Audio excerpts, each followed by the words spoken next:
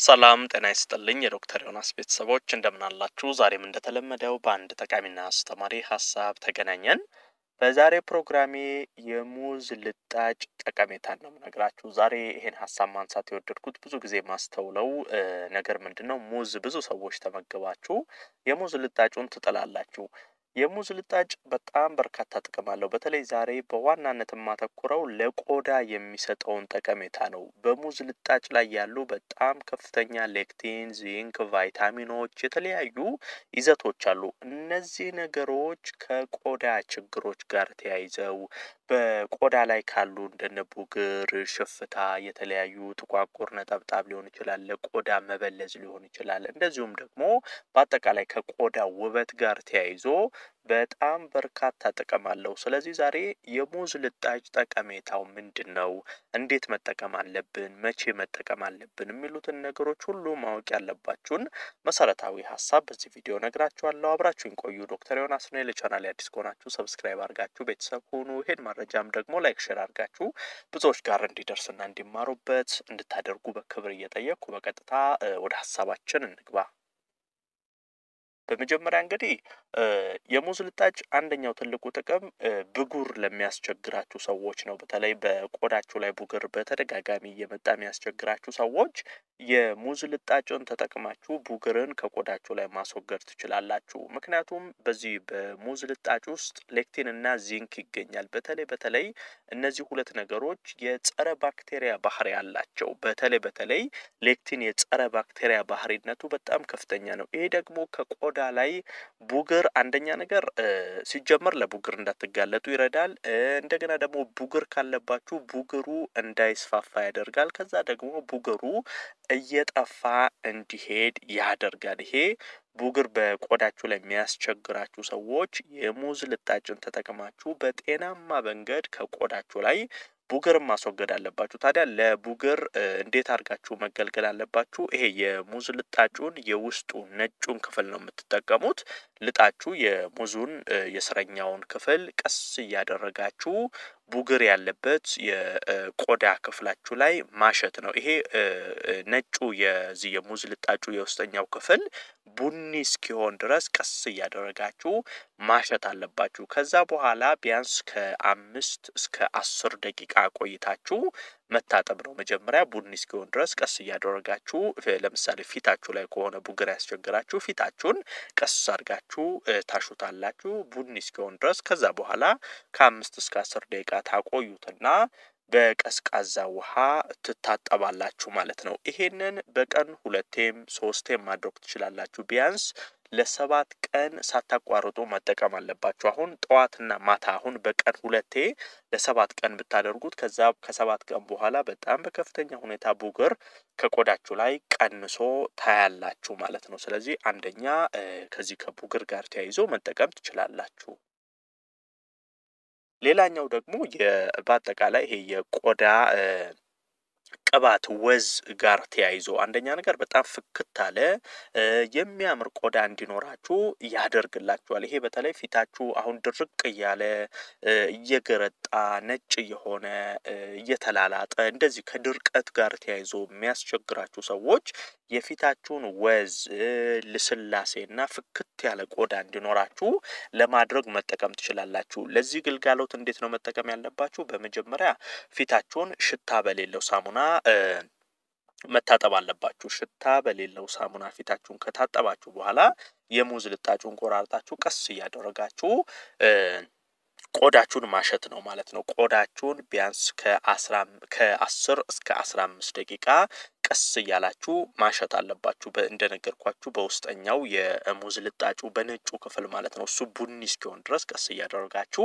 ቆዳችሁን ታሹታላችሁ። ይሄ የፊት ወዝንና ፍክት ለማድረግ ቢያንስ ከ3 ሰዓት እስከ 4 ሰዓት ማቆየት አለባችሁ። እንደዚህ ካሻችሁ በኋላ ከ3 እስከ 4 ሰዓት አቆይታችሁ ከዛ በኋላ በቀዝቃዛ ውሃ ትታጠባላችሁ። ይሄንንም ቢያንስ ለ1 ሳምንት በቀኑ 2ቴ ለምሳሌ ጠዋት ማታ በሙዝ ልጣጭ ቀስ እያደረጋችሁ እንደዚህ ስለዚህ ፊታችሁን ከ10 እስከ 15 ደቂቃ አሽታችሁ ከ3 እስከ 4 ሰዓት አቆይታችሁ በቀዝቃዛ ውሃ ቀዝቃዛ ስላችሁ በኖርማል ውሃ ማለት ነው ያልሞቀ በጣምም ደግሞ ያልቀዘቀዘ ኖርማል ውሃ መታጠብ ይሄ በጣም ፍክት ያለና ያማረ ቆዳ እንዲኖራችሁ ያደርጋል። ይሄንንም መሞከር ትችላላችሁ። ሌላኛው ለበለዘ ቆዳ ነው።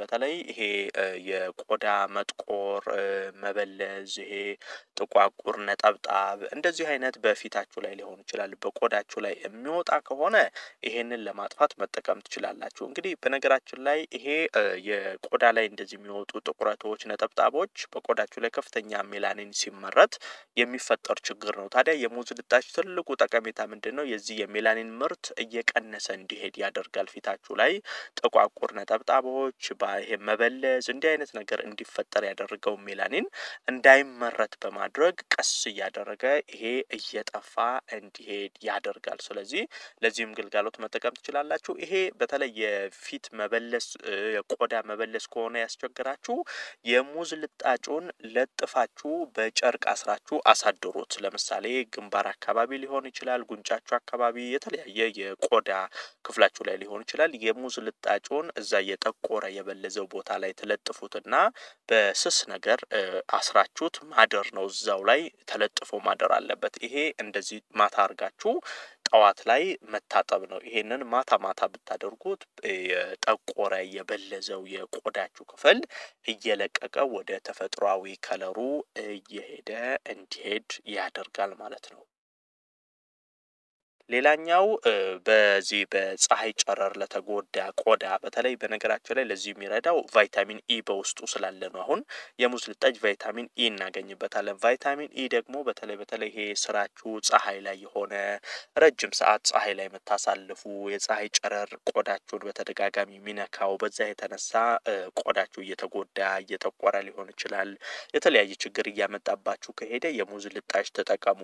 ለዚህ ግልጋሎት ምን ታደርጋላችሁ? በመጀመሪያ ሽታ በሌለው ሳሙና ፊታችሁን በደንብ አድርጋችሁ ትታጠባላችሁ። ከዛ በኋላ ልክ መጀመሪያ እንደነገርኳችሁ ቢያንስ ከ10 እስከ 15 ደቂቃ ፊታችሁን ቀስ እያደረጋችሁ የፈለጋችሁት የቆዳ ክፍል ላይ ከ10 እስከ 15 ደቂቃ የሙዝ ልጣጩን ታሹታላችሁ። ከዛ በኋላ የተወሰነ 30 ደቂቃ ቆይታችሁ መታጠብ ይኖርባችኋል። ይሄ በቀን 2 ማድረግ ትችላላችሁ። ለምሳሌ ጠዋት ላይ እንደዚህ አርጋችሁ አቆይታችሁ ታጥባችሁ መሄድ ትችላላችሁ። ማታም እንደዚሁ ከስራ ስትመለሱ በነገርኳችሁ መንገድ እንደዚህ አሽታችሁ 10-15 ደቂቃ ቆይታችሁ አሽታችሁ 30 ደቂቃ ቆይታችሁ መታጠብ። ቢያንስ ይሄንን ለ10 ቀን ብታደርጉ በፀሐይ ጨረር የተቆጣ ቆዳ ወደ ተፈጥሯዊ ከለሩ እንዲመለስ ይረዳል።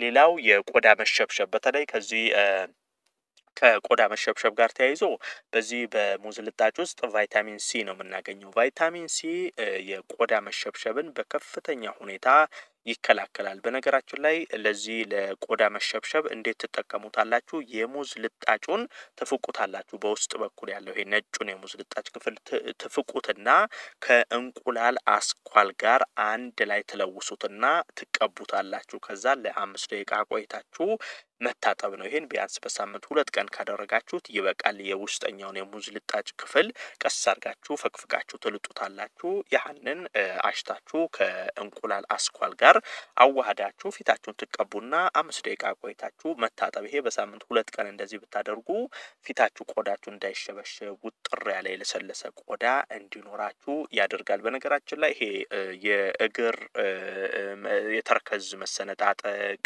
እንደዚህ አይነት ችግሮችንም ለማስወገድ ይረዳችኋል። ምክንያቱም የሙዝ ልጣጭ አሚኖ አሲድ አለው፣ ቫይታሚን ኤ፣ ቢ፣ ሲ፣ ኢ እናገኝበታለን። ይሄ በተለይ የእግራችሁ የውስጠኛውን ክፍል ቀስ እያደረጋችሁ ማሸት ትችላላችሁ። ይሄ የተረከዝ መሰነጣጠቅ፣ መድረቅ እንደዚህ አይነት ችግር ካለባችሁም ለዚህም ግልጋሎት ማዋል ትችላላችሁ። ስለዚህ ሙዝ ተመግባችሁ ልጣጩን ባጥሉት መልካም ነው። ለቆዳችሁ ውበት ብትጠቀሙበት ጥሩ ነው ማለት ነው። ዶክተር ዮናስ ነበርኩ። ይህን ሀሳብ ላይክ እና ሼር አድርጋችሁ ለሌሎችም አጋሯቸው። ለቤት አዲስ ሆናችሁም ቻናሌን ሰብስክራይብ አድርጋችሁ ቤተሰብ ሁኑ። የዛሬን በዚሁ አበቃው። በቀጣይ ቀን በአዲስ ሀሳብ ዳግም የምንገናኝ ይሆናል። እስከዛው በያላችሁበት መልካም ጊዜ